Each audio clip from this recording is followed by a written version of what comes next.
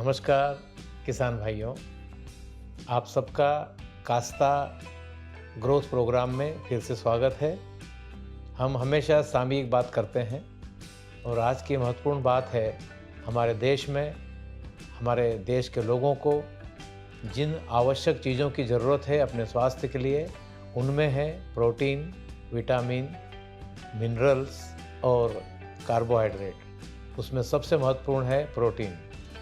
Protein के लिए हम निर्भर करते हैं दालों पर, और दाल की एक व्यवस्था अभी जो मालूम पड़ी है वो ये है कि प्रति व्यक्ति एक दिन में कम से कम 40 ग्राम दाल व्यक्ति को लेना चाहिए अपने भोजन में। परिस्थिति ये है, सर्वे ये कहता है कि 40 ग्राम की बजाय हमें 32 ग्राम भी उपलब्ध नहीं हो रहा है, और ये बहुत बड़ा कारण है कुपोषण का।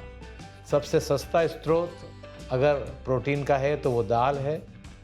हम कृषि प्रधान देश के निवासी हैं। अगर हम दालों के उत्पादन पर विशेष ध्यान दें, जैसा अभी सरकार भी चाहती है कि दालों का अब हमें आयात नहीं करना पड़े, कृषि प्रधान देश में दालों का आयात करना पड़े, ये बड़ी अच्छी बात नहीं है। तो आज दाल का समय है, गर्मी के दिन हैं, इसमें हम कुछ ऐसी दालों की बात करेंगे जिनके उत्पादन से किसान का परिवार और देश के लिए हम प्रोटीन का उत्पादन करने में सक्षम हो जाएंगे। आज गेहूं की कटाई के पश्चात सभी किसान भाई तो ऐसा नहीं कर पाएंगे, पर जिनके पास पानी है वो ज़रूर मूंग और उड़द बोना चाहेंगे। तो अभी इस समय की 3 फसलें बहुत बढ़िया है, मूंग, उड़द और चौला, बरबट्टी बोलते हैं जिसको। इनमें जहां मनुष्यों को प्रोटीन देने की क्षमता है, वहीं इन दलहन फसलों में हमारे पशुओं को पौष्टिक चारा देने की भी क्षमता है। ये दूसरा फ़ायदा है। तीसरा एक बहुत बड़ा फ़ायदा हमारी मिट्टी के लिए, जिन खेतों में दलहन फसल की खेती होती है वो खेत की मिट्टी भी मजबूत होती है। वो मिट्टी भविष्य में जो फसल उसमें आने वाली है बरसात के दिनों में, उसके लिए ये मिट्टी तैयार है, और खाद की कम ज़रूरत पड़ेगी अगर इस समय हम हमारे खेतों में दलहन ले लेते हैं। और ख़ास करके अनाज की फसल के बाद में दलहन फसल लेना ज़रूरी है। गेहूं के बाद में ये मूंग, उड़द, चौला जैसी फसल को लेना चाहिए। बहुत आसानी से पैदा होती है। 8 किलो बीज प्रति एकड़ लगता है मूंग उड़द का, सिर्फ 8 किलो। खाद भी बहुत कम लगता है, पर जो लगता है वो विशेष है।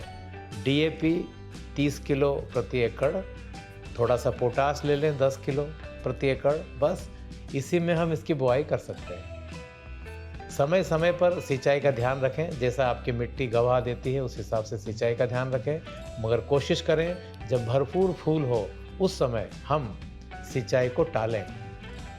जब फलियां बनना शुरू हो तो फिर हम सिंचाई दे सकते हैं।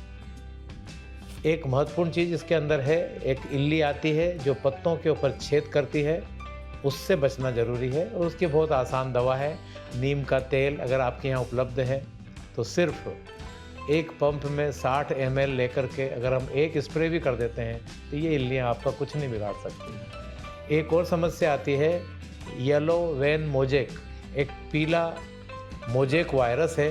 ये वायरस बीमारी है, और ये इसका कंट्रोल तो मुश्किल है, मगर इसको फैलाने वालों को हम कंट्रोल कर सकते हैं। वाइट फ्लाई नाम का एक छोटा सा कीट है, वो इसको फैलाता है।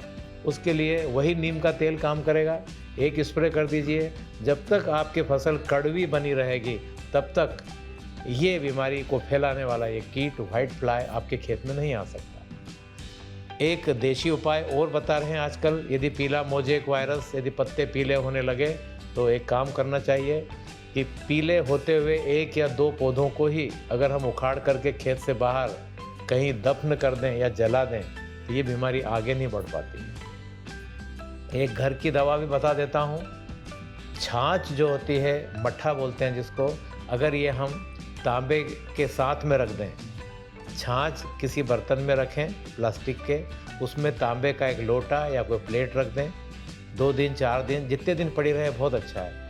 फिर इस छाछ को अगर हम 300 ml प्रति पंप, 15 लीटर 300 ml प्रति पंप लेकर अगर इसका हम अच्छे से सघन स्प्रे कर देते हैं तो पीला वेन मोजेक का ये बड़ा घरेलू उपाय है, शर्तिया उपाय है।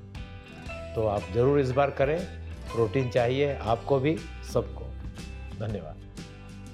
कास्ता फार्मर्स ग्रोथ प्रोग्राम का उद्देश्य किसान भाइयों को सामयिक जानकारी मिलती रहे, समय के हिसाब से आज खेत में क्या करना है वो जानकारी, ताज़ा जानकारी हम देने का प्रयास करते हैं, ताकि किसान को अपना उत्पादन बढ़ाने के लिए जो चीज़ों की आवश्यकता है वो समय पर प्राप्त होती रहे।